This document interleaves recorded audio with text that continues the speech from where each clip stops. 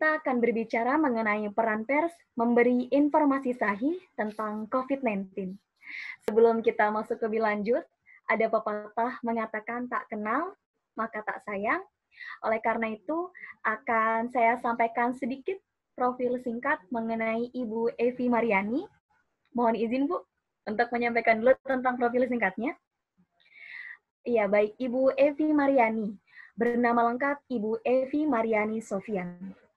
Saat ini menjabat sebagai editor di The Jakarta Post, koran berbahasa Inggris dengan jumlah terbesar di Indonesia. Bergabung dengan Jakarta Post sejak 2003, Ibu Evi memperoleh gelar akademik dari Philip Merrill College of Journalism di University of Maryland. Ibu Evi memperoleh beasiswa Humphrey Fellowship, selain juga memperoleh gelar master dalam penelitian urban di Belanda, serta sarjana sosial dan politik dari Universitas Gadjah Mada. Baru saja pada bulan Agustus 2020, Ibu Evi memperoleh penghargaan Tasrif Award atas investigasi kolaboratif dari Aliansi Jurnalis Independen. Selamat Ibu ya. Terima kasih. Iya. Sebelum kita memulai sesi bincang kita kali ini, akan ada sambutan dari Ketua Umum Perhimpunan Indonesia Tionghoa, Bapak Teddy Sugianto. Kepada Bapak Ketua Umum, kami persilahkan. Selamat malam sama narasumber kita nih, Evi Mariani. Malam, Pak.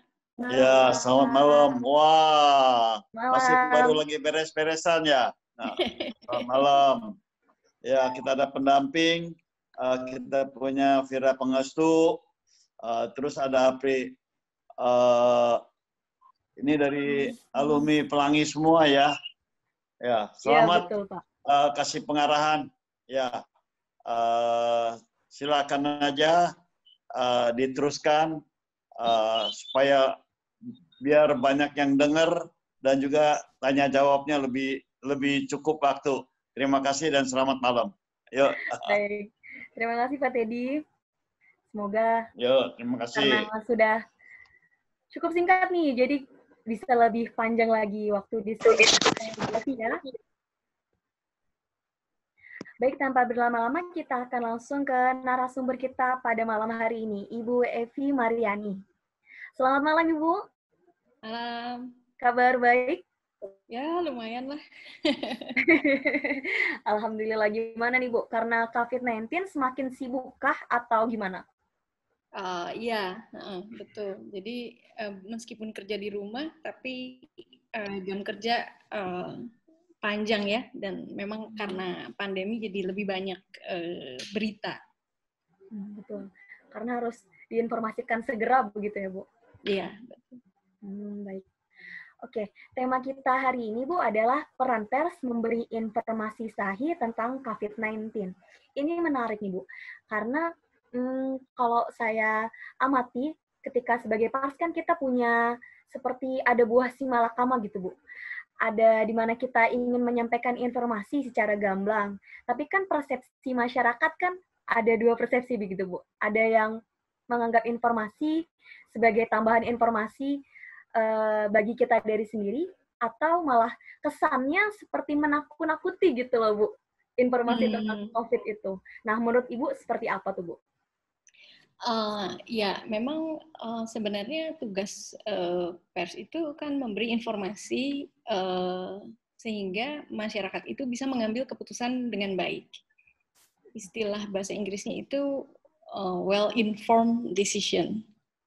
Jadi memang pers itu sebenarnya untuk zaman sekarang ini tugasnya sebenarnya bukannya menggurui atau kayak ngasih tahu ya.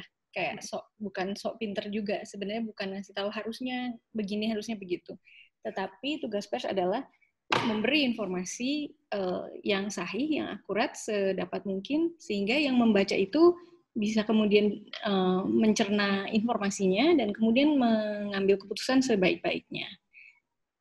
Memang ya apa ya, kadang-kadang memang ada tuntutan ke pers untuk lebih kayak, jadi solusinya apa gitu kan, ngeritik mulu gitu misalnya, atau kalau untuk COVID gimana ini nakut-nakutin gitu kan. Kami itu memang tugasnya menyampaikan fakta. Kalau faktanya itu dianggap oleh pembaca menakutkan, ya bisa jadi karena memang situasinya kira-kira ya segenting itu. Bisa jadi gitu. Cuma ya memang saya paham maksudnya, kadang-kadang pers ini bukannya bikin yang positif gitu ya. Gini, kita itu nggak pernah sengaja mengkritik atau selalu harus yang negatif, kan pasti enggak. Selalu yang fakta aja. Cuma memang kadang-kadang kalau faktanya udah terlalu murung lah ya gitu ya, kayak suram gitu, kita memang kadang-kadang dari wartawan-wartawan sendiri juga kita pengen cari yang lebih positifnya gitu ya. Itu juga kita lakukan. Karena kan memang selain informasi dan fakta, kita juga pengen masyarakat ketika membaca nih ada terinspirasi juga, ada hal positif gitu ya, ada harapan kan, di masa yang gelap dan krisis ini, ada jalan keluar, ini loh ada orang yang sudah melakukan inovasi ini misalnya di masa pandemi begitu. Jadi memang ada balance ya antara yang fakta-fakta yang angka-angka yang mengerikan dengan bagaimana masyarakat itu berusaha dan dengan tangguh beradaptasi dan justru bikin hal-hal baru yang mungkin bisa ditiru yang lain-lain. Baik, tadi Ibu sampaikan bahwa tugas pers adalah memberi informasi yang akurat, juga informatif ya Bu. Yang penting well-informed decision ya Bu. Ya. Di masa pandemi ini Bu, boleh sedikit diceritakan tidak bagaimana kesulitan-kesulitan yang dihadapi oleh pers untuk menyampaikan informasi yang akurat. Sedangkan di mana-mana kan sedang digemborkan sistem daring, via daring. Tapi kan informasi juga harus didapatkan secara langsung gitu ya Bu. Nah itu gimana sih Bu? Sebenarnya informasi itu tidak harus selalu tatap muka. Memang informasi tatap muka itu sering jadi cara terbaik ya sebenarnya. Karena menggali informasi kalau tatap muka kan lebih enak gitu ya. Pers kalau apalagi ketemu untuk berita-berita yang sifatnya mendalam ya, itu memang butuh tatap muka. Tapi untuk berita yang sifatnya tidak mendalam itu tidak perlu tatap muka. Jadi akurasi itu tetap bisa dipertahankan. Challenge yang buat saya itu sulit waktu COVID-19 itu, kalau teman-teman di sini ingat dulu, nggak dulu-dulu banget sebenarnya, sebelum kasus nomor 1 dan nomor 2 itu diumumkan oleh Presiden, itu kan tanggal 2 Maret kalau nggak salah ya. Sementara kejadian coronavirus di Wuhan itu Desember sudah mulai terdeteksi, Januari sudah mulai terdeteksi. Lalu Januari akhir juga pemerintah sudah mulai evakuasi warga Indonesia yang dari Wuhan kan ke sini. Jadi virusnya itu sebenarnya kan bisa jadi sudah sudah ada entahlah di Indonesia atau di mana ya. Itu keadaan belum bulan Maret itu sebenarnya sudah mendekat lah gitu ke Indonesia ya, di Singapura sudah masuk dan segala macam. Tapi ya kalau sekali lagi kalau ingat dulu itu kan Menteri Kesehatan Pak Terawan itu selalu menyangkal ya dan menggampangkan waktu itu. Bilangnya gampang nanti sembuh sendiri, terus kan kita imun gitu. Orang Indonesia tuh imun karena jorok makannya sembarangan gitu kan. Jadi ini itu buat sebagai wartawan sulit sekali ketika pemerintah tidak bersikap super hati-hati ketika mengalami pandemi seperti ini. Itu sulit bagi kami untuk menemukan fakta. Jadi waktu itu ada satu kejadian yang saya ingat sekali. Waktu itu Jakarta Post dapat informasi eksklusif ya tentang seorang warga negara Tiongkok yang akhir Januari itu dia dari hometown-nya dia, Provinsi Anhui, itu pergi ke Wuhan, terus dari Wuhan dia naik direct flight ke Bali, tanggal 28 Januari. Di Tiongkok itu dia diidentifikasi dengan nama Jin. Nah, Mr. Jin ini waktu itu di Bali sekitar seminggu atau berapa hari gitu ya. Terus dia balik lagi pakai Garuda ke Shanghai. Terus dari Shanghai dia ke Anhui. Nah, ketika dia sudah sampai ke provinsi tempatnya dia tinggal itu, nggak berapa lama dia dinyatakan positif. Nah, Jakarta Post waktu itu kami dapat tip off. Jadi dari orang yang kebetulan tahu bahwa Jin ini ke Bali. Dan dia sangat pantau broadcast-broadcastnya pemerintah Cina itu sangat clear sekali waktu itu. Jadi misalnya di Anhui itu siapa yang kena, terus tracing-nya itu juga lengkap banget. Jadi Jin itu lengkap semua ada di website-nya pemerintah Cina waktu itu. Jin itu dari Wuhan ke sini, dari Bali ke ini. Nah, di Balinya itu yang nggak jelas karena itu kan bukan jurisdiksi Tiongkok kan. Nah, begitu sampai Tiongkok lagi dari Shanghai ke Anhui itu naik kereta nomor berapa, jam sekian, naik taksi, terus naik taksi dia pulang ke rumah, di rumah ada siapa aja.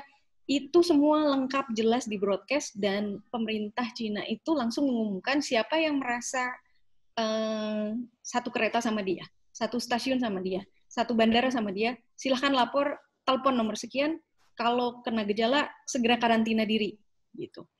Itu clear semua. Dan dibandingin di Indonesia waktu itu, wah sangat nggak jelas. Itu frustrasi ya, karena begini, si Jin 1 minggu di Bali ini mungkin saja dia balik positif itu ada kemungkinan kecil dia ketularan di Bali.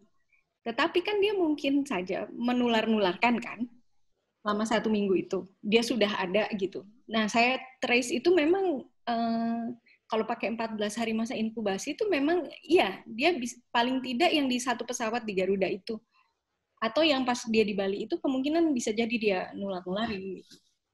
Tapi waktu itu ketika kami akhirnya memberitakan itu, kami sampai telepon CDC-nya Anhui gitu ya dan segala macam. Terus kami memberitakan, itu pemerintah marah.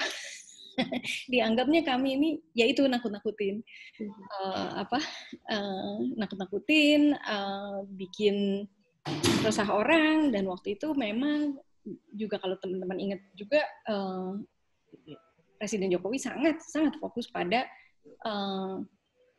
ekonomi. Sehingga waktu itu sebelum ada kasus kan sempat mau promosi turisme, termasuk membayar influencer untuk promosi turisme di Indonesia kan. Yeah. Saking fokus di ekonomi. Jadi waktu itu di bulan-bulan itu menurut saya terberat karena ketika krisis kesehatan menurut kami sudah di depan mata, negara-negara lain Singapura, Cina dan Malaysia sudah bikin website yang sangat jelas, tracing itu sudah dilakukan. Indonesia masih nanti sembuh sendiri, nanti kita kebal, tenang aja. Itu yang bagi kami sulit memberi informasi yang membuat masyarakat Indonesia itu bisa mengambil keputusan secara well-informed decision itu buat kami saat itu. Gitu, Ibu. Tadi kan Ibu juga menceritakan ya betapa pemerintah Tiongkok secara tracing-nya juga secara kualitas datanya sangat lengkap dan terbuka gitu ya, Bu. Jadi Singapura juga. Ya. Berarti negara-negara tetangga memberikan contoh yang cukup baik sebenarnya, Bu, dalam penanganan COVID ini. Oh iya, jelas. Tapi itu kan tidak diakui. Jadi sebenarnya sampai pada satu titik itu, ketika negara-negara Asia Tenggara itu mulai membicarakan, mungkin pernah dengar juga namanya gelembung travel bubble. Jadi Southeast Asia ini mungkin membicarakan kemungkinan bikin travel bubble. Artinya itu gini, misalnya Thailand sama Malaysia bikin travel bubble, jadi orang pergerakan dari Thailand ke Malaysia itu diizinkan, tapi hanya antar dua negara itu dengan pertimbangan angkanya itu sudah terkendali misalnya di kedua negara. Nah, itu Indonesia sempat mau ikut, tapi sebenarnya waktu itu pada takut yang lain. Kan Luhut pernah ke Batam minta Singapura buka border. Singapura dengan sangat diplomatis menjawab nggak bisa. Mereka nggak berani. Di satu sisi itu memang cara Indonesia menangani COVID itu kemudian menjadi liability di satu sisi sebenarnya. Gitu. Orang pemikiran kita sudah ada pertanyaan nih Bu. Sebelumnya aku pengen tanya dulu. Baik, ini pertanyaannya kita kumpulkan nanti atau mau aja nih, mungkin lebih enak langsung aja ya biar lebih dinamis gitu. Oke. Ini ada pertanyaan dari Bapak Haris Chandra. Boleh silakan Pak. Ya. Pertama-tama nih terima kasih narasumber dari FV Jakarta Post ya. Ya Pak. Mbak Evi, saya tinggal di apartemen Somerset hampir 21 tahun. Di lobi yang pasti cuma ada 2 koran tiap hari yang pasti ada, yaitu Jakarta Post sama Kompas. Syukurlah. Ya. Karena masih ada yang baca. Post itu adalah sumber berita yang masih netral, yang bisa dipercaya lah gitu. Dan tadi Evi sudah menyampaikan banyak hal bagaimana awalnya COVID ini merebak di China. Terus tidak jauh bedanya dengan Ibu Evi, di mana pada saat itu aku begitu cemas lihat sikap pemerintah. Terutama menteri kita mengatakan bahwa kita rakyat Indonesia imun dan kita dilindungi sama Tuhan. Saya pikir kok kata-kata begitu keluar dari seorang birokrat yang begitu penting di satu negara. Saya tuh dari awal merasa bahwa Indonesia tempat yang paling berisiko ada 2 kota, satu Manado, satu Bali. Kenapa Manado? Karena ibu saya asal di sana. Saya itu bangga Manado punya pariwisata begitu maju. Tiap hari ada direct flight dari 3 kota atau 4 kota dari China direct ke Manado. Direct ke Manado. Karena setiap hari ada penambahan turis masuk antara 500 sampai 600 turis, sehingga Manado punya bisnis perhotelan itu maju. Nah, di satu sisi tadi Ibu mengatakan bahwa Presiden pun terlalu fokus ke ekonomi. Beliau tuh tidak, barangkali beliau tuh lupa, kalau kita diserang habis-habisan di kesehatan, ekonomi apa yang kita bisa jalan? Lumpuh kita pasti. Itu saya sangat kecewa. Tapi seperti tadi Ibu mengatakan, apa yang kita bisa lakukan? Nggak bisa. Demikian juga dengan Bali. Nah, sebetulnya saya bicara ini isi sedikit waktu, dan saya juga bangga dengan alumnus dari Pelangi yang pembawa acara pun sekarang berhasil hebat-hebat. Yang sebenarnya saya tanya begitu, Ibu. Vaksin dari China, tahap ketiga sedang diadakan percobaan dengan Bio Farma. Sebetulnya saya merasa ini berita yang luar biasa baik untuk rakyat Indonesia. Tapi saya dengar bahwa tidak sedikit masyarakat yang nyenyer. Yang nyenyer dalam 3 hal. 1, kenapa kita Indonesia mau dijadikan kelinci percobaan? Lucu itu menurut saya. Terus kedua, masih ada yang dipertanyakan mengenai kehalalan. Karena ini berasal dari China. Ketiga, kok orang sudah ada relawan 1620, dipertanyakan apakah relawan ini dibayar atau bagaimana? Kenapa masyarakat kita, aku sedih loh, lihat masyarakat kita masih ada yang punya pola pikir yang begitu. Bagaimana yang respon dari masyarakat begitu dari kacamata seorang jurnalis dan koran Jakarta Post yang mempunyai satu kredibilitas yang sangat tinggi di mata saya. Apa ini benar ada sebagian masyarakat yang berpendapat begitu, atau hanya media yang menggoreng supaya ramai dengan keadaan vaksin yang segera akan masuk di Indonesia? Pertanyaan saya itu, Mbak Evi. Terima kasih. Ya, makasih Pak Haris. Ya memang begini, jadi media itu kan ya seperti Pak Haris sendiri bilang, ada yang kredibel, ada yang enggak juga kan gitu. Terutama juga apalagi sekarang media sosial juga banyak orang-orang yang istilahnya mungkin citizen journalist atau influencer ya istilahnya ya, influencer yang menulis terus viral itu kan banyak juga kadang-kadang tidak berdasar fakta. Jadi memang ya gimana ya, kadang-kadang gosip-gosip kayak halal atau tidak halal apa segala macam itu kan datang dari orang bicara terus viral tanpa verifikasi lagi. Ini kalau saya sebagai media yang, ya terima kasih Bapak bilang Jakarta Post kredibel. Kami memang punya standar harus verifikasi Pak, harus verifikasi. Nah kalau yang soal info-info yang kurang jelas itu kayak ya halal atau enggak atau segala macam, media kredibel tentu punya tugas cek fakta namanya. Ada cekfakta.com, itu kolaborasi media-media kredibel Pak, untuk segala macam hoax lah Pak, misinformasi itu. Termasuk juga kan ada juga, Bapak mungkin tahu juga Mavindo ya, masyarakat yang anti misinformasi itu juga kan dari warga ya, itu bukan dari wartawan, tapi bagus sekali sudah membantu untuk cek fakta. Jadi memang wartawan dari media kredibel ini memang harus cek fakta. Cuma yang kadang-kadang kan susah juga ya, Pak, kalau sudah masuknya lewat WhatsApp dan udah kesebar kemana-mana.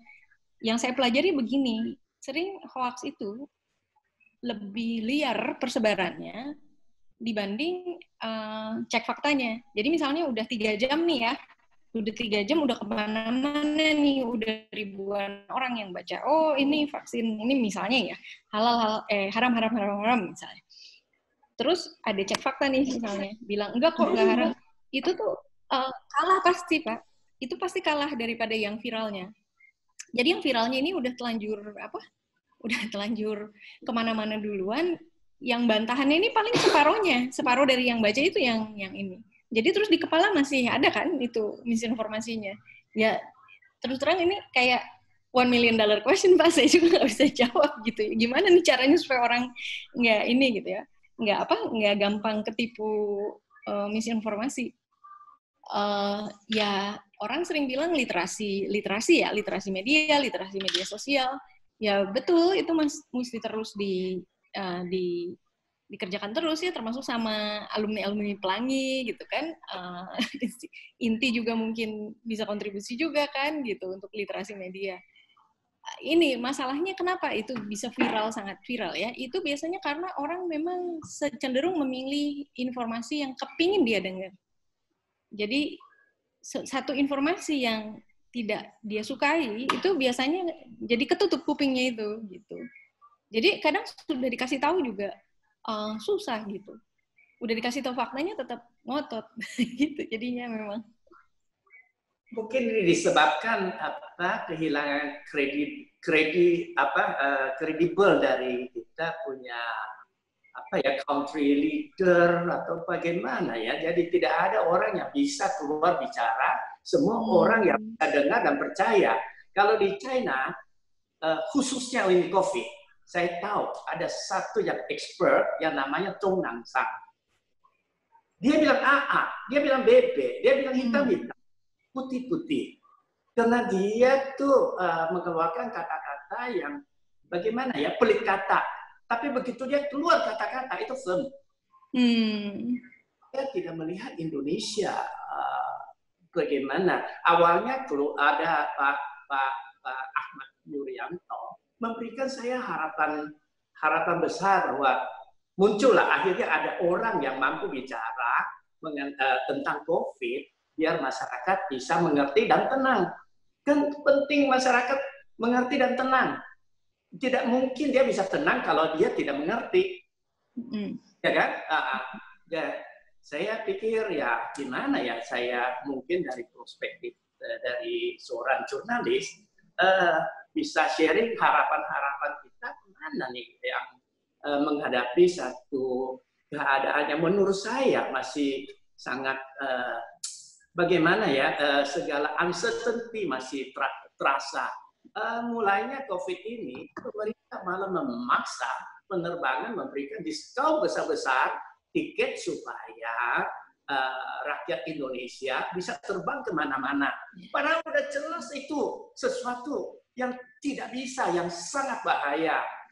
Nah, sekarang juga masih untuk gimana ya, untuk rescue mungkin industri perhotelan atau apa, dikasihlah lagi satu insentif dan macam-macam. Sebetulnya yang paling penting saya melihat bahwa itu protokol kesehatan untuk diri kita sendiri harus secara menyampaikan secara detail, dan mungkin harus ada force enforcement baru bisa ke sana.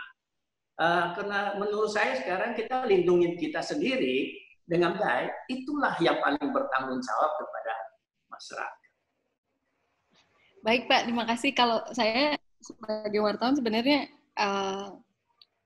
ini ya, tidak mau masuk ke soal yang mana yang lebih benar ya, misalnya enforcement yang keras gitu seperti di China, atau kayak yang lebih loose itu misalnya kan kayak Australia atau Jerman gitu ya, itu yang lebih cara yang agak lebih demokratis gitu ya. Mana yang lebih baik, saya terus terang merasa tidak punya expertise ke arah sana gitu Pak. Jadi memang iya sih butuh leadership yang kuat, tapi apakah misalnya untuk mengatasi pandemi ini misalnya seluruh dunia harus jadi otoriter gitu kan susah juga Pak. Kalau yang otoriternya ini benar sih oke ya gitu. Tapi kalau yang otoriternya nggak benar gimana? Misalnya yang soal tiket-tiket itu kan akhirnya karena kita negara demokrasi ya Pak, ketika dikritik kan akhirnya pemerintah nggak jadi juga kan, akhirnya kayak batal. Nah, coba bayangkan Pak kalau yang otoriter tapi kayak gitu tuh gitu, disuruh beli tiket terus udah gitu dikritik nggak mau dengerin gitu, terus maksa terus kan gawat gitu. Saya juga jadi ya gimana ya, itu bisa panjang debatnya bisa panjang sekali, dan saya sih bukan expert Pak di situ gitu. Jadi nggak berani lah saya ini ngomong mana yang lebih bagus gitu. Makasih tapi Pak ininya diskusinya. Ya, Oke Bu, jadi karena tadi kita udah ngobrolin juga nih tentang langkah awal yang dilakukan oleh pemerintah Tiongkok, saya juga jadi penasaran mengenai pendapat Ibu yang memiliki berbagai referensi dan informasi ya Bu, mengenai langkah pemerintah yang telah diambil beberapa bulan lalu sampai sekarang mengenai COVID-19. Gimana menurut Ibu? Saya kira memang pada akhirnya pemerintah mendengarkan ya, dan menyadari bahwa ini memang krisis kesehatan, selain krisis ekonomi, krisis kesehatan dulu yang harus ditangani. Setelah krisis kesehatan lumayan terkendali gitu, mungkin baru ekonomi lah gitu ya mestinya. Memang agak terlambat. Jadi kalau saya hitung itu Indonesia tuh buang-buang waktu sekitar 2 bulan. Baru mulai bergerak itu yang PSBB yang segala macam itu kan baru mulai lupa ya. April. Kita kehilangan waktu 2 bulan tuh Februari dan Maret. Selama Februari dan Maret itu harusnya udah cepet lah ya, ada tracing, ada apa, dites gitu. Ini nggak dilakukan gitu. Ya sudah, tapi ya itu kan ya ini yang udah berlalu, terus akhirnya ada PSBB. Memang masih banyak kritikan, mungkin tidak sempurna, tapi ya kalau buat saya ya oke, paling nggak sudah ada kesadaran ini ada krisis kesehatan yang harus ditangani kan. Lalu awalnya nggak mau ngetes kan, nggak mau bikin ini tes, terus belakangan Jokowi akhirnya setelah didesak kiri kanan setelah dokter perawat banyak meninggal, terus juga epidemiologis yang tadinya kita nggak pernah dengar namanya teriak-teriak semua gitu kan, itu akhirnya ya udah harus tes diperbanyak gitu kan, 1.000 gitu kan. Nah itu ada perbaikan lagi, tapi ya memang kalau tugas sebenarnya bukan tukang kritik banget juga, tapi ya itu ya, kami membantu bagaimana supaya well-informed decision. Jadi memang ada kesan seolah-olah cari-cari kesalahan, padahal ya sebenarnya enggak juga ya. Bukan cari-cari kesalahan, tapi demi memperbaiki kan. Jadi oke, sudah nih 10.000 tes. Ternyata kami menemukan ada persoalan lain. Iya, betul. Tesnya 10.000. Tapi ternyata sekitar 40% atau setengahnya itu dilakukannya di Jakarta. Jadi daerah lain ini ada ketimpangan tes nih, sehingga jadi gambaran lengkapnya juga kurang nih gitu. Untuk yang daerah-daerah. Terus juga vaksin itu ya juga itu bagus sekali ya, maksudnya udah ada banyak kemajuan ya akhirnya gitu. Ya, saya kira kalau sekarang sudah agak lebih mending ya. Memang tapi yang new normal ini juga yang ngeri juga ya, di Jakarta akhirnya masih masih merah, Jawa Timur udah sekarang akhirnya jadi nomor 1 gitu kan. Nah sekarang ini yang lagi perdebatan lagi soal sekolah kan, buka atau tutup nih gitu. Ya memang akhirnya kalau pers itu sebenarnya kita ini perdebatannya juga ya, dua-duanya ya. Buka tuh ininya apa? Kerugiannya lah ya, kerugiannya dari buka sekolah nih. Kalau tutup kerugiannya apa? Nah itu yang ditimbang-timbang. Tapi nanti kalau misalnya Nadiem sudah memutuskan kan, oh buka yang zona kuning boleh buka. Dengan syarat 1, 2, 3, 4, 5 gitu kan. Ya udah, terus banyak yang guru-guru marah-marah kan. Banyak orang tua marah-marah juga. Tapi kalau dia tutup, ada juga yang marah-marah. Ya kalau kita pers itu yang penting kredibel, dan kalau kita telepon tanya orang itu memang betul-betul orang yang tahu apa yang dikatakannya. Jadi jangan asal telepon expert juga ya gitu. Kita memang riset dan science itu saya merasakan betul betapa science dan kepakaran itu ketika di krisis begini memang suara mereka yang paling berharga, riset mereka yang paling berharga gitu. Mereka jadi voice of reason-nya gitu ya ketika krisis begini. Tapi ya itu Pak, kan ternyata banyak juga yang ngaco ya, kayak Jerings gitu, Anji, terus siapa yang panggilan kesayangan profesor panggilan kesayangannya profesor. Dan jangan salah gitu kan, Kementerian Pertanian juga kan promosi sesuatu yang nggak sungguh-sungguh tidak sungguh-sungguh terbukti gitu kan, yang kalung itu misalnya. Ya memang jadinya gimana ya, kalau otoritas yang bicara kan susah juga gitu. Iya, silakan Pak. Ya, minggu kemarin aku ada ikut satu webinar yang terbatas. Karena semua yang ikut webinar ini, semua high level people, kita bahas foreign policy community Indonesia. Kebetulan itu hari kita bicara khususnya China Forum. Nah, saya pikir pasti ada jurnalis dari Jakarta Post. Saya tertarik yang sebelum webinar dimulai itu, Pak Bambang Harimurti, wartawan senior Tempo kali ya, di Tempo atau Gatra ya? Tempo Pak. Tempo. Santai-santai beliau mengatakan bahwa dia mungkin pendapat pribadi ya, mestinya yang terpapar sampai nanti November, prediksi dia lebih daripada 1 juta. Nah hari ini resmi angka yang diumumkan pemerintah 135.000. Hari ini hit salah satu high record ya, 2.300 sekian. Menurut saya jumlah terpapar seharusnya jauh daripada apa yang angka yang disampaikan pemerintah.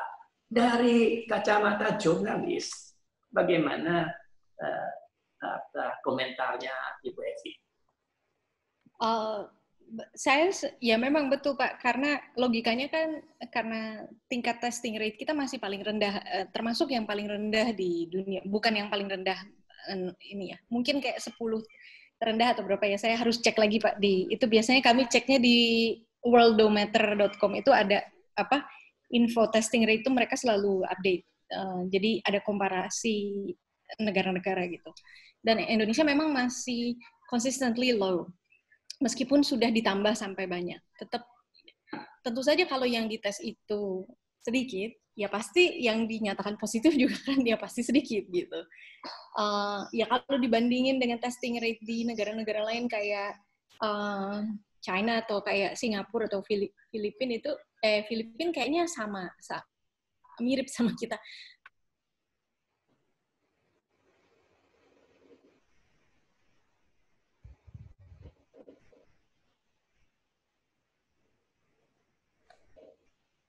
Ya, sepertinya di Bu Evi ada gangguan sinyal sedikit ya.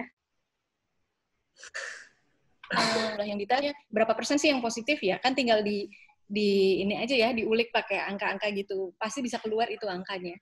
Sorry, ini nggak stabil ya koneksi saya ya? Putus-putus ya? Udah oke. Oh, oke. Soalnya ini kabel internet putus, jadi saya tethering. Gitu sih, ya selama testing rate masih rendah ya, angka itu pasti ya juga rendah gitu. Ada yang mau tanya? Ini Bu Evi, ada Pak Iwan yang ingin bertanya. Boleh silakan Pak Iwan. Iya, terima kasih Ibu Evi Mariani. Saya sudah lama ingin ketemu Ibu Evi. Forum Kampung Kota. Iya. Sering ngobrol di grup ya. Ya. Saya cukup lama juga sakit. Jadi saya sudah work from home sebelum COVID. Nah, saya banyak menulis tentang COVID, kaitan dengan penyandang disabilitas, kaitan dengan kelompok rentan, kaitan dengan anak dalam pengawasan, ya, terutama terkait dengan social protection. Nah, tapi kali ini saya ingin bertanya, kira-kira nih, prediksi jurnalis ini, terutama Ibu Evi di Jakarta Post, berapa lama lagi masa pandemi ini kurvanya naik? Nah, kan punya baseline data kan?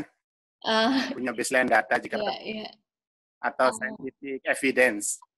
Nah, berapa lama lagi? Nah, sekiranya versi jurnalis itu bisa diberikan kepada pemerintah supaya ada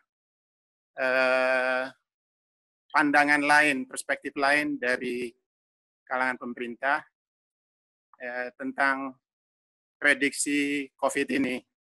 Nah, kemudian di situ diambil variabel-variabel kaitan dengan ekonomi, kaitan dengan dampak-dampak di bidang-bidang yang lain, terutama bidang sosial, kemungkinan implikasinya kepada peningkatan jumlah penduduk miskin, jumlah penurunan derajat kesehatan masyarakat. Karena ada isu lain juga kan, komorbid itu, penyakit bawaan itu. Nah, itu bagaimana jurnalis melihat itu semua? Dalam perspektif. Terima kasih.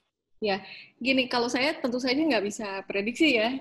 Orang kayaknya epidemiologis aja beda-beda gitu. Mereka punya hitungan yang berbeda-beda. Tapi kalau dari pengalaman saya sebagai wartawan ya, maksudnya sebagai editor yang baca berita-berita sehari-hari yang ditulis teman-teman wartawan di Jakarta Post, memang kemarin itu kan ada banyak epidemiologis mengeluarkan angka-angka kayak itu ya, kurva-kurva itu ya. Nanti peaknya November, nanti peaknya ini, nanti peaknya ini. Kan itu ternyata juga meleset ya, kayak ramalan cuaca sebenarnya gitu ya. Saya sih nggak akan bilang epidemiologisnya itu tolol atau gimana ya, jelas bukan lah gitu ya. Mereka pasti punya ukuran-ukuran dan cara berhitung yang saya kira scientific lah pasti ya, bisa dipertanggungjawabkan lah ininya ya secara keilmuan gitu. Cuma kan mungkin juga ini memang situasi pandemi ini kan situasi yang sangat tidak menentu.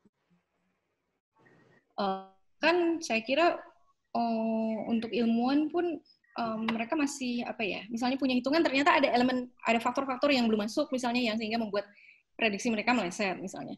Jadi memang ini challenging time buat semua orang, dan saya juga paham kalau misalnya kita di antara kita semua kepingin ada jawaban yang pasti, tapi memang sebagai wartawan bukan expert yang bisa berhitung, tapi sebagai wartawan yang kemarin-kemarin sehari-harinya bergelut dengan informasi, saya sih sebenarnya bisa menyimpulkan bahwa ini memang momen-momen di mana semua orang itu harus cukup legowo, berlapang dada dengan segala ketidakpastian ini. Kami sebagai wartawan juga kan misalnya kemarin beritain ini, terus nanti ada yang berubah lagi gitu kan. Apakah kami salah yang pas kemarin?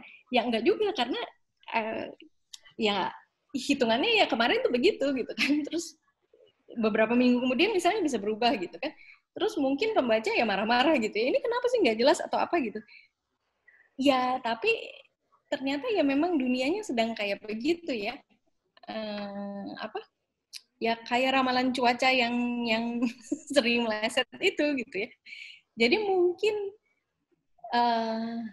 ya sifat tidak menentu dari pandemi itu ya mungkin sudah saatnya kita terima, dan masing-masing kita mungkin mencari cara beradaptasi dengan kesehatan mental kita masing-masing mungkin ya, untuk tetap waras di masa yang sulit ini gitu. Dan mungkin ya juga di masa yang dimana kita sulit sekali bertemu secara sosialisasi itu sangat dibatasi, ya itu sekali lagi tetap sehat dan waras, mendukung satu sama lain gitu ya, untuk menghadapi keadaan yang serba tidak menentu. Akhirnya saya ya mungkin jadi sedikit filosofis ya ininya sarannya gitu. Tapi ya itu nggak ada itu jawabannya kapan peak-nya, itu saya nggak tahu itu. Oke. Jadi sama-sama belum ada yang tahu pasti ya Bu kapan badai akan berlalu. Tapi setidaknya harus tetap waspada ya Bu, supaya maksudnya kami bisa aja telepon satu epidemiologis atau dua gitu, tapi mungkin mereka sendiri nggak bersepakat, atau mereka mungkin bisa mengeluarkan satu tanggal tertentu tapi ternyata meleset gitu kan, mungkin saja gitu. Jadi ya benar-benar seperti ramalan cuaca, nggak ada yang tahu pasti. Kadang-kadang ramalan cuaca tepat sih. Oke Bu, mau tanya nih Bu mengenai pandangan Ibu mengenai sebagai jurnalis kepada kita nih Bu, masyarakat Indonesia, sebagai netizen lah ya Bu. Ya apa sih yang kiranya masih kurang dari kita, dari masyarakat dalam menghadapi pandemi, dan apa yang kiranya bisa seharusnya seperti ini loh kalau supaya COVID-nya segera selesai, bukan seperti ini. Nah itu gimana pendapat dari Ibu? Saya sih nggak mau menggurui juga ya. Tapi pilih media kredibel sih ya, saya kira kredibel. Ya bukan hanya Jakarta Post. Jakarta Post termasuk yang kredibel lah ya. Kami bekerja keras verifikasi, dan kami selalu memastikan menelepon orang yang tahu masalahnya. Tapi kan nggak cuma kami ya, Kompas, Tempo itu juga kredibel juga ya. Yang .com juga kan jangan salah, banyak yang kredibel juga loh gitu. Jangan dibilang, kan sering orang bilang Jakarta Post juga sekarang .com-nya kan sama isinya dengan yang koran, maksudnya yang mengerjakan sama gitu. Jadi carilah informasi yang kredibel dari media yang memang terpercaya gitu. Dan ketika dapat informasi yang nggak benar itu yang belum terverifikasi jangan langsung disebar gitu ya. Terus kalau ada bapak atau ibu tahu, oh ini nggak benar nih gitu, ya mungkin dibantu ininya ya, counternya gitu. Terus mungkin boleh buka juga cekfakta.com, itu Jakarta Post termasuk kolaborasinya. Jadi itu media-media kredibel yang sering cek hoax dan misinformasi. Jadi bisa juga itu ya cekfakta.com boleh dong disebarin dong gitu. Boleh, berarti ini kita banyak cari info di cekfakta.com juga selain dari Jakarta Post ya Bu ya? Ya, Jakarta Post, Kompas, Tempo, saya kira apalagi ya, Kata Data, terus Kontan, itu juga banyak sih sebenarnya yang kredibel ya. Berarti pilihlah referensi yang kredibel begitu ya Bu? Oke. Dari Bapak Ibu semua, dari kakak yang ada yang sebagai audiens di pertemuan kita kali ini, masih dibuka pertanyaan ataupun pendapat begitu. Karena masih ada sekitar 15 menit lagi kebersamaan kita di seminar kita kali ini. Jadi silakan jikalau masih ada pertanyaan, pendapat, atau mungkin sanggahan. Silakan Bapak Teddy. Ya, sebetulnya ini kebetulan karena udah wartawan Jakarta Post yang begitu luas dia punya beritanya. Kalau saya yakin apa yang dengan laporan yang sekarang sama yang sebenarnya, ini sebenarnya pasti lebih banyak. Karena bukan apa, saya sendiri sering ke daerah-daerah yang agak terpencil. Kalau yang terpencil, itu saya lihat, saya pakai masker tuh saya jadi kayak orang aneh. Semua nggak pakai masker. Nah, jadi saya pikir, itu makanya dia orang karena masih muda, badan sehat, jadi mungkin udah kena COVID, tapi dia nggak berasa. Tapi jangan lupa, dia begitu pulang ketemu orang tua, ketemu bini, ketemu anak. Nah, saya rasa ini yang paling penting. Jadi minta tolonglah ke satu dari wartawan, dari pos, dari berita, minta betul-betul digalakin ke satu apa yang pemerintah punya himbauan. Pakai masker, jaga jarak, sering cuci tangan, sering kumur, pakai air garam. Saya rasa itu terus kita kasih penghimbauan. Mungkin masih bisa bantu pemerintah sedikit untuk kurangin. Kalau enggak, saya rasa memang benar. Kapan kita Indonesia ini bisa bebas dari COVID, itu lebih khawatir lagi. Ya, coba ini kebetulan Ibu Evi di Jakarta Post, banyaklah tiap hari kalau bisa pasanglah, pakai lagi masker, pakai masker, cuci tangan, jaga jarak. Ini yang saya usul. Terima kasih. Baik, terima kasih. Terima kasih Pak Teddy. Ya pasti kami ini ya selalu dukung untuk untuk pengendalian supaya nggak tersebar-sebar begitu saja ya. Ya masker, cuci tangan, itu protokol kesehatan memang tentu saja kami dukung, kami kampanyekan terus gitu. Dan media-media juga semua banyak yang melakukannya sebenarnya. Cuma memang begini, kalau soal kesadaran ini kadang-kadang orang juga mungkin nggak baca media atau sudah tahu tapi mungkin ya merasa ya itu ya seperti Bapak bilang gitu kan, ya nggak apa-apa kok, gue sehat-sehat aja gitu kan, atau nggak masalah gitu. Ya mungkin butuh ditakut-takutin lagi kan. Ya tapi sekali lagi nih ya, kalau yang tadi saya sebut ya, soal ketimpangan testing di daerah. Kalau di daerah itu kan tingkat testingnya lebih rendah lagi daripada yang tingkat nasional di Indonesia. Padahal di seluruh Indonesia aja tingkat testing rate-nya masih rendah. Di daerah lebih rendah lagi. Ya tentu saja dia merasa baik-baik aja gitu, nggak usah pakai masker atau apa, karena toh yang sakit nggak banyak gitu.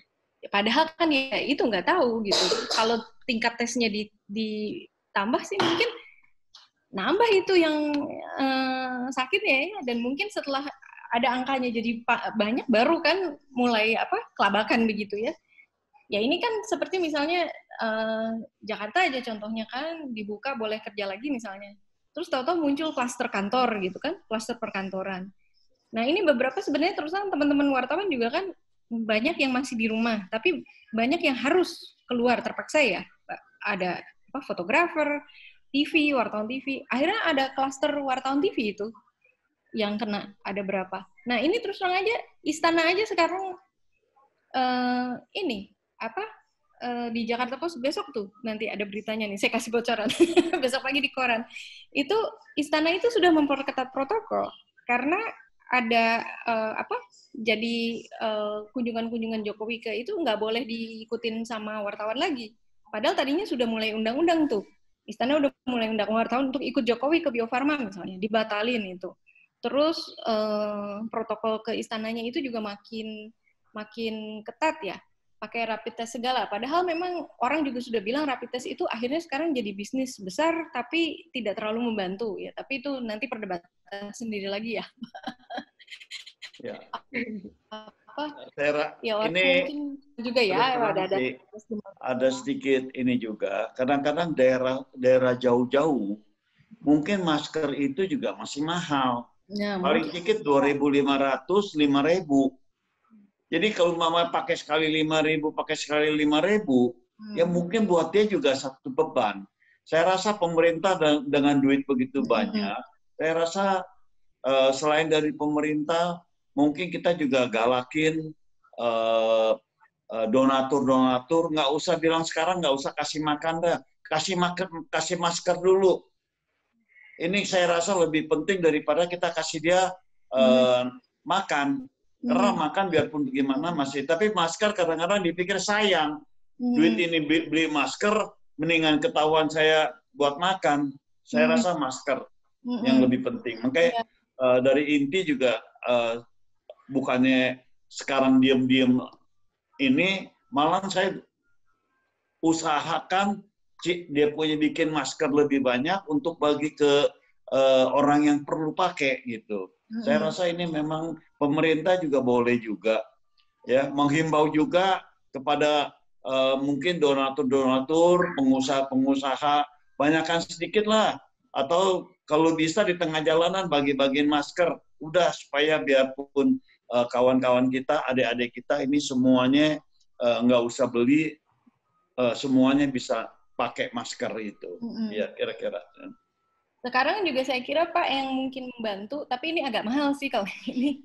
Itu kan ada pihak-pihak swasta yang mulai nggak cuma rapid test Pak, karena rapid test akurasinya kan memang masih dipertanyakan ya. Tes swab, bikin tes swab gratis gitu. Cuma ini memang mahal sekali ya, masih gitu. Tapi kemarin juga ada berita, ada satu swasta buka lab swasta terbesar buat PCR gitu ya, itu juga lumayan tuh gitu, bisa membantu jadi orang tahu ya harus sehati-hati apa ya. Kalau orang nggak tahu risikonya kan dia santai aja Pak, buka-buka aja dia, keluar seenaknya aja kan, wong dipikirnya nggak ada gitu di daerah saya kan gitu, padahal kan ya benar juga ya, nggak tahu gitu. Ya ini ada yang komen testing rate tinggi akan menaikkan jumlah positif. Pemerintah tidak happy.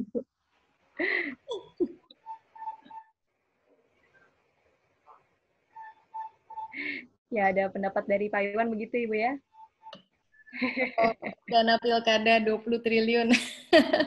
Wah. Oke. Ibu Evi. Kita kan sebentar lagi sudah dekat dengan hari ulang tahun kemerdekaan Indonesia, Ibu ya. Ini kalau Ibu boleh berpendapat, bagaimana caranya kita masyarakat merayakan kemerdekaan yang ada di tengah pandemi saat ini, Ibu? Ya pasti ikut protokol kesehatan kan. Kami juga sudah, Jakarta Post kan punya kontributor daerah di berbagai daerah juga sudah ada laporan-laporan masuk bahwa di mana-mana ya virtual terpaksa ya, nggak ada itu yang lomba makan kerupuk itu. Atau kalau ada mungkin virtual ya, digantungin di rumah masing-masing. Ya ini paling enak gantung di ini di Zoom, makannya mungkin dapat. Saya gantung di sini, yuk pakai Zoom makannya. Mungkin ya. Ya tapi menyenangkan juga ya mungkin Pak, lihat inovasi-inovasi orang ya, ya tetap bisa rayain lah gimana caranya ya, misalnya pakai masker yang cakep-cakep tuh, ada merah putih lah, ada gambar pahlawan gitu ya, itu buat dukung UKM juga kan, yang bikin masker bagus-bagus gitu ya, atau apalah gitu ya. Kalau anak saya sih tadi itu lomba virtual juga jadinya ya, lomba menggambar virtual pakai Zoom. Ya mungkin pasti tidak semeriah biasanya ya, tapi ya ya udahlah ya, daripada ketularan, bener gak sih? Dan saya kira ya nasionalisme dan mengingat pas ini angkanya angka bagus lagi ya, 75 tahun gitu kan, harusnya meriah gitu. Tapi kemeriahan itu saya kira mungkin bisa juga dengan ya seperti Pak tadi bilang ya, membantu yang di daerah untuk kasih masker atau apa, kan bisa dengan cara itu membantu orang lain dan segala macam. Saya kira itu tetap meriah mesti gitu ya. Ini jadinya bukan perspektif wartawan sih, jadi perspektif pribadi juga. Gak apa-apa ya. Oke, pertanyaan penutup nih Bu, dari perspektif wartawan beneran deh sekarang. Dari perspektif Ibu selaku jurnalis, harapan apa yang ingin disampaikan untuk kami, para pembaca berita, para netizen, untuk menghadapi pandemi ke depan yang kita juga sama-sama belum tahu kapan akan selesainya? Aduh, saya tuh ya juga nggak biasa nasehatin. Tapi saya tuh inget ya, ada yang ngomong, saya lupa siapa gitu. Di masa sekarang ini tuh ya udah sehat sama waras dulu aja lah gitu ya. Dua itu jangan mikir yang lain-lain dulu gitu kan. Saya kira ya itu ya, sehat, waras, dan ya tetap sehat, waras, dan tetap produktif, dan tentu saling bantu ya. Mungkin ya itu merayakan 17 Agustusnya itu dengan saling bantu, saling dukung baik secara mental maupun secara support moral ke banyak orang gitu. Saya kira sih itu aja. Tapi itu bukan perspektif jurnalis lagi ya. Kalau ke netizen ya itu ya, yang ya balik lagi saya bilang yang ini dong sebarin yang di-share, ini dong yang media kredibel, jangan yang enggak yang di-share dong, tolong. Mungkin itu aja sih ya kalau sebagai wartawan. Oke, kesimpulan tadi yang aku dapat, pesan dari Ibu adalah tetap sehat, tetap produktif, tetap saling bantu. Sebagai perspektif jurnalisnya, belum ada yang tahu kapan pandemi selesai, pilih media yang kredibel sebagai referensi literasi, bukan untuk menakut-nakuti. Begitu ya, Bu ya? Oke. Ada chat, masih ada chat. Ini ada pertanyaan nih untuk Pak Teddy sekarang nih, mohon maaf Bu Ewi, nggak apa-apa ya. Ada pertanyaan untuk Pak Teddy ternyata Pak. Ya. Dari Pak Michael Limboto menanyakan, biasanya kan di INTI akan mengadakan upacara 17 Agustus ya Pak, tapi kan karena sekarang sedang pandemi, jadi diadakan tidak ya Pak? Begini, kalau umpamanya bagus sih memang, tapi khawatir juga, biarpun kita udah jaga jarak, udah pakai masker, kalau memang ada yang ketepak, kan dosanya INTI. Ini sebetulnya bukan apa. Jadi saya ada pikir, jadi besok kita ada donor darah. Terus kita masih ada sembako. Saya harap sih mungkin tanggal 16, tanggal 17, itu kita sebarin INTI punya masker. Jadi kita tengah jalanan, biarin kita kasih masker kepada adik-adik kita lah, teman-teman kita. Apalagi Apple nih, kalau perlu ke tempat-tempat teman-temannya, soalnya bukan apa, yang banyak yang pakai tudung, yang nggak pakai masker. Jadi Apple yang mesti kasih pengertian, ya udah ambil masker ke INTI, bagi-bagiin ke teman-teman. Jadi INTI siapin masker untuk 17 Agustus. Udah begitu kebetulan INTI punya masker merah putih. Ini yang kita iniin. Ya, jadi kita nggak berani kumpul, kita udah kasih masker aja. Terima kasih. Oke, terima kasih. Keren banget Pak. Cuma mungkin kalau yang pakai hijab itu berarti karetnya mesti yang itu Pak, jangan yang di kuping ya. Karetnya mesti yang begini nih. Sementara begitu, masih yang ini. Ya sebetulnya saya tahu sih, memang yang sampai ke atas lebih bagus. Saya sendiri juga, apalagi kuping saya kecil, pendek. jadi copot mulu. Tapi donor darah itu juga bagus, Pak, karena betul saya juga baru ingat tuh salah satunya dampak dari COVID itu suplai darah itu sempat parah sekali rendahnya gitu ya, sampai akhirnya bisa jadi banyak yang meninggal itu juga selain karena COVID ada komorbid juga, atau karena yang saking resource-nya semua ke COVID, jadi ini gitu yang sakit-sakit yang lain-lain jadi nggak keurus lah gitu ya kasarannya gitu. Jadi donor darah keren tuh Pak kalau inti donor darah. Ya, jadi besok merah ada donor. Kan, keluarin darah merah, darah ini merah jenderal. Ya. Tapi yang lebih penting kita sebarin ini masker biar semuanya saudara-saudara kita nggak usah beli, semampunya inti bagi-bagiin terus. Ya. Ya baik. Terima kasih Pak Teddy juga. Jangan lupa mungkin besok yang ada keluangan waktu boleh silakan datang di acara donor darah yang diadakan oleh INTI. Besok ya Pak?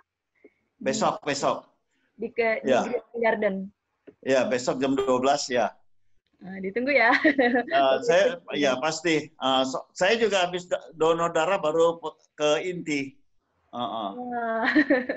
Jadi nanti Apple di mana? Jakarta dong? Di Bekasi Pak. Bekasi. Iya. Nanti suruh si Pak Chandra kirimin masker banyakan dikit. Dari kamu juga bantuin bagi-bagi, ya, supaya banyak semuanya. Ya. Baik, tanpa sadar sudah 1 jam saja kebersamaan kita pada malam hari ini. Ada beberapa pertanyaan tadi interaktif juga, bisa saling tanya jawab. Sepertinya kita cukupkan saja acara kita pada malam hari ini, Bu Evi ya. Kami ucapkan terima kasih atas waktu dan kesempatannya. Semoga kita semua dapat menerima manfaat dari acara kita kali ini. Nantikan lagi acara kita selanjutnya yang akan diselenggarakan oleh Perhimpunan Indonesia Tionghoa. Tentunya acara kita malam ini tidak akan berhasil tanpa dukungan dari GRC Board, ahlinya papan semen, Bu Seri, sepatu asli Indonesia, PT Sinar Rasa Kencana, spesialis architectural glass, Watcher Pau, Indosinfo.com, dan merahputih.com. Akhir kata, semoga kita semua selalu diberikan kesehatan dan kebahagiaan. Juga Dirgahayu Indonesia yang ke-75. Indonesia maju. Sampai jumpa semuanya. Terima kasih semuanya. Yo, terima kasih, Pak. Banyak April.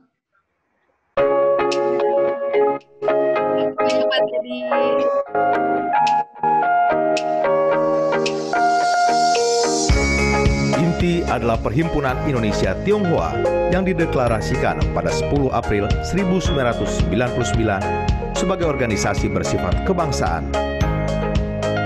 Namun, INTI merupakan organisasi non-partisan dan independen. Di Indonesia, INTI terdiri dari 13 provinsi dan 59 cabang. Visi kami adalah menjadi organisasi yang maju, modern, bercitra internasional, berorientasi pada kebangsaan Indonesia, menghargai hak asasi manusia, egaliter, pluralis, inklusif, demokratis, dan transparan. Lalu, INTI memikirkan soal pendidikan di mana banyak anak Indonesia yang putus sekolah lantaran tidak ada biaya. Sedangkan misi kami ialah berperan aktif dalam dinamika kebangsaan dengan aktivitas proses pembangunan bangsa, antara lain penuntasan masalah Tionghoa di Indonesia, menuju terwujudnya bangsa Indonesia yang kokoh, rukun, bersatu dalam keharmonisan, kebinekaan, dan saling menghargai serta saling percaya. INTI juga merangkul kaum wanita hebat yang bernama PINTI, Perempuan Indonesia Tionghoa.